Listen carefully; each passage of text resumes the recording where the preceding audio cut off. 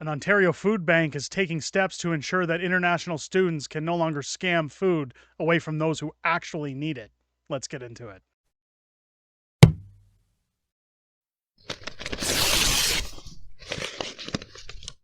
Oh, yeah!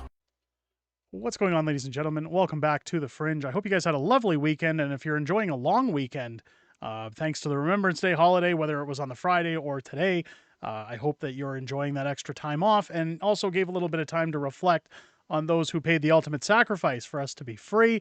And today, well, we're not talking really politics, but we're talking about something that I've been following for quite some time and something that I think is very important that we discuss. Now, people have talked in various videos about the scams that are going on with international students that have been putting out YouTube videos and TikToks saying how to take advantage or scam local food banks in order to, I guess, give people more money in school to go out partying and live a lavish lifestyle without having to spend their money on groceries. Hey guys, it's free. This is how you do it, right? We've seen this when it comes to discussions about things like a universal basic income, CERB payments, where people say, I don't want to work, I don't want to earn a living. Everybody should just give things to me. Well, international students are coming in saying, hey, you know what? Here's a great way to get, take advantage of the system, get free food, and you don't have to worry about a darn thing because the silly Canadian people, well, they'll just give it to you.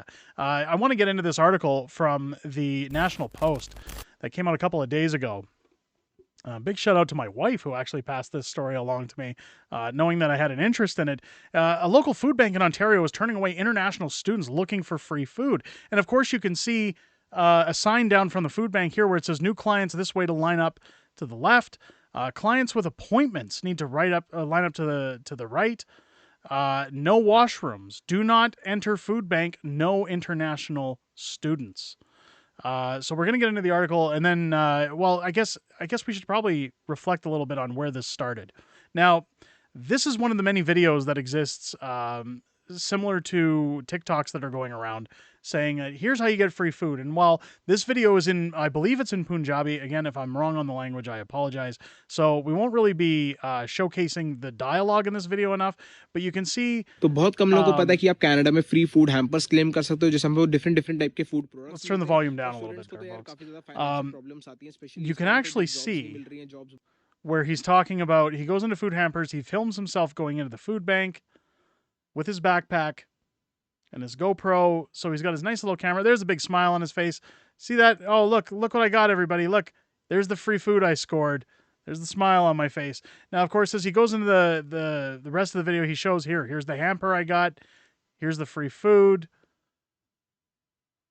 And he shows you everything you can get by going into the food bank and just saying, hey, I need some help. So he shows that you can get some microwave popcorn, some Kraft macaroni and cheese, that you can get a lot of snacks and different snack foods to get yourself through the week. Oh, look, a big bag of pasta that somebody paid for, fruit cups that somebody donated, tomato sauce to go with that pasta that he got. So he could technically, with it now, if he's a single person, that bag of pasta could probably do 2 to 3, maybe even 4 meals or more. I could be wrong. I can't get an approximate size on that bag. But it could do various meals. And again, if you were to portion things out, he's got almost probably a week's worth of food. There's some soup there, fruit chews, oatmeal, Welch's fruit gummies. So here's the take from one visit to the food bank. Now, one would look at this and say, hey, that's not really a lot. Fair enough. But a new article coming out as of Halloween was saying that 20% of Canadians are skipping meals to cut down on food costs. That just over 30% of residents said they were eating less healthy food because it was cheaper. Nearly 5% had stolen food out of necessity. So while this guy is showing you as a student, here's how to scam free food, guys, and save your money, many Canadians who actually need these services are ceasing to eat or risking criminal charges in order to keep their heads above water. Now, I'm going to get a little bit more into the article and then we'll discuss, but the board of president of the Foodbank in Brampton, Ontario says her facility has become so overrun with international students based on videos like this, seeking free food that she has to put a sign up telling them to stay away. The whiteboard outside the St. Louis Outreach Foodbank on Haggard Avenue includes information on opening times, where new clients and those appointments should line up, but at the bottom it adds do not enter the food bank / no international students. Government regulations. Reached by phone, board president Catherine Rivera told the National Post that food banks have always had the occasional student show up at the door, sometimes to defraud the system, sometimes misunderstanding how it works, sometimes in real actual need, but never this many.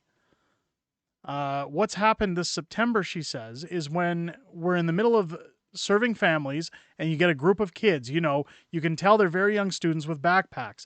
They're coming in with little smiles on their faces when they say, we want to get food. And we say, are you a permanent resident of Brampton? And they'll say, no, we're students.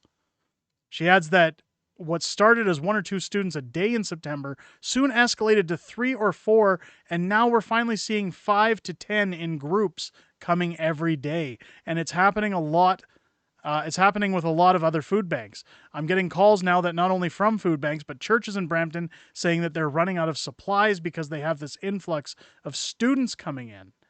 The government regulations, notice that on the whiteboard, refers to Government of Canada rules which require international students to provide a statement of financial support before they can be issued a study permit.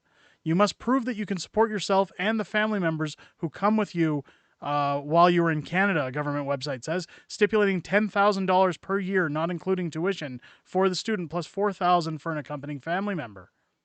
Rivera thinks that part of the problem could be unscrupulous agents in other countries who are telling would-be students that Canada will offer them free food when they arrive. She's also heard of blog posts and YouTube videos with titles like How to Get Free Food in Canada, which is exactly the one that we were looking at over here.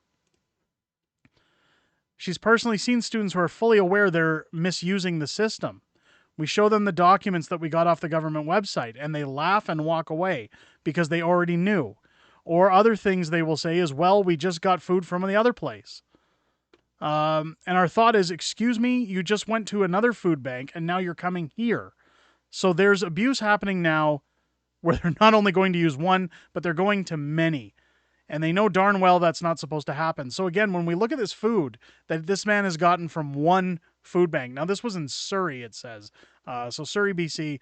But let's just say hypothetically that this is from the Brampton food bank that we're discussing. So if you were to go to, say, 3 or 4 churches / food banks throughout a day, you could line yourself up as a single person with quite a bit of food to last you a week. You've all of a sudden got a couple $100 freed up, especially by today's standards, I'll add. If you were to buy these groceries right now, you're probably looking at least $30 to $35 worth of groceries. So you do it 3 or 4 times, you've probably got $120 to $150, possibly more depending on what's in those, because let's face it, not every single food hamper is the same. But you've probably got somewhere between $100 to $200 in freed up money, and that's just one day of going from place to place. The sign outside St. Louis, named for the patron saint of social workers, went up several days ago and was posted on the website was posted on X, by Darshan Majara, a chartered accountant from India who lives in Canada and runs a website that offers analysis of Canadian current affairs and topics from a multicultural point of view. He followed up his post with a 6-minute elevator chat on YouTube in which he carefully, cautiously unpacks the issue, but his conclusion is brusque. I'm going to say, sorry if I'm mispronouncing that word, guys. That's the first time I can honestly say I've seen that. The whole study permit policy has degenerated into a multifaceted fraud where the dishonest make a killing, the honest suffer, and Canadians end up being divided and fighting amongst themselves, he concludes. My view is that the entire policy of study permits need to be scrapped and rebuilt from scratch, incorporating safeguards against all of the problems and malpractice that we have witnessed so far. In the meantime, Rivera is weighing her options while girding against the influx of even more students, needy and not. We're at a point where we need some intervention here on the food banks not being inundated or overwhelmed with people coming into the doors and interfering with the service of those that actually need help, she says. We're entering our busiest season, Christmas, when our numbers practically double, just because the pressures on some families become greater at this time of year. And that's really important to take into account here, that you have people scamming a system that it's kind of like the old leave a penny, take a penny jar, but in this case, it's dollar bills. And students are coming in and basically taking their hands with fistfuls of cash and walking out the door. While those that are needy, as it shows in that other article from the National Post, that 20% are skipping meals, and just over 30% are eating less healthier foods because it's cheaper, and 5% of those people have stolen. Um, there are people out there that would do anything for their families, and there's people out there that certainly wouldn't want to let their kids starve, but to risk any form of criminal charges because someone who has come to this country, again, this isn't even a racial thing. This is, again, if we outline the practices that are being discussed here, that, hey, you need a minimum of $10,000 extra a year in order to survive as a student, and that's after tuition. There should be no reason for these people to need the support of local food banks, especially not on this level.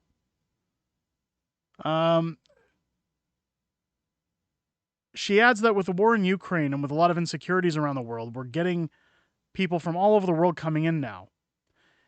And those that are coming in legally with their refugee status, they get assistance right away. You know, when we get people that walk up and say, I have a visitor's pass and I want food, well, I'm sorry, but we can't do that. We can't handle every student and every visitor that comes into the country. Understandable. She's considering reaching out to Brampton's mayor, Patrick Brown, which, I mean, we know how that's going to go. If you don't know about Patrick Brown, he's the infamous mayor at Brampton who opened up a hockey rink for him and his friends while COVID lockdowns were in place and people weren't allowed to socialize outside. So we know how corrupt Mayor Patrick Brown would probably handle it. But she'd also like to contract some of the schools that operate in Brampton, which include campuses of Algoma University and Sheridan College, as well as a number of private post-secondary institutions. I think that's probably the best way to do it, is implement something with the schools that if these students are caught, that there's possibly penalties or inquiries into what's going on. To say you're aware of this, is there any way that you can let students know that this is not what food banks are for, to help local residents, not to help every John Doe that jumps off an airplane? The sign has garnered attention and Rivera welcomes it. We don't have that kind of funding. We don't have that kind of manpower. And we certainly don't have that kind of space of resources to handle just anybody coming in the door like that. So we don't know what the answer is, but maybe some kind of news reporting may help bring awareness to this situation. She adds, we're open to any kind of suggestions or ideas or how people feel about it. We would really like to have the feedback. It's sad. It's really sad to see that this is the state of the world right now. That and keep in mind, this is Brampton, Ontario. This how to get free food video, as it says, is coming out of Surrey, BC. So this is a Canada-wide problem. I understand that in some places, I've been told by others who are aware of how food banks operate that you have to come in with a bill of residency, you have to show a utility bill or something to verify who you are, and that they actually take a record between the food banks if you've been there, if you've collected. And I can tell you right now that living in the city of Calgary, I'm constantly being told that our food banks are being pushed to their limits, that quite often people are being turned away, that there's nothing to give them. And of course, as we get into the Christmas season, which is going to be the most difficult for a lot of people coming up, I don't know how people are going to afford to live. I don't know how people are going to afford to pay their way, let alone think about putting food on their table, that we may start to see more people using these food banks. We've also seen Conservative leader Pierre Poilievre coming forward saying that he was given a report saying that over 2 million Canadians used the food bank in the last month. This is simply unexcusable, but this is what we get after 8 years of Justin Trudeau and 8 years of ridiculous spending, scandals, and bad policy. Record inflation. We start to see that food is a necessity. Shelter is a necessity. Clothing is a necessity. If you price people out of those things, society crumbles. There are people who refuse to work. There's people who have, whether they're addictions or they just don't want to work for a living and they choose to live on the streets and beg for a living. That's a life that some people choose, some do not. Let's face it. But they have a choice. They have a choice to change their situation, to work. And I'm not going to speak for everybody. There's people, again, with disabilities. It goes far and wide. My point is, in this rambling, that students that are coming here from around the world, that are paying thousands and thousands of dollars to go to school, should certainly not be amongst the group of individuals that are currently seeking some form of aid from a charitable organization, when clearly they have the resources to come to the country and get an education. I think that absolutely something needs to be done. The question is when and how. How do we move forward? Let me know what you guys think down below in the comments. Let me know if you've heard of this happening in your town. What you think the solution is, because honestly, how do you know if somebody's telling the truth? How do you know if somebody's actually destitute if they're not, if they're skimming you along? It's very simple when they talk about things like backpacks and things like that, how to gander. But let's face it, these guys they're not stupid. They'll start thinking of craftier ways to get around the system. That if the problem is going in with backpacks, maybe they just don't go in with them next time. But again, leave me know your comments down below. If this is your first time here, I hope this video has earned your subscription. Make sure to hit your bell for notifications and join us live every Sunday here on the channel when we do our live streams. We go over everything that's happened in the past week and talk about everything coming up in the week ahead. And we also have some Q&A and hang out with the community. And it's always good to see some new folks in there telling me that it's their first time in and getting to know those people outside of those videos. And I hope you're one of them as you join us. I hope you guys have a great rest of your day and enjoyed this video. I'll catch you on the next one.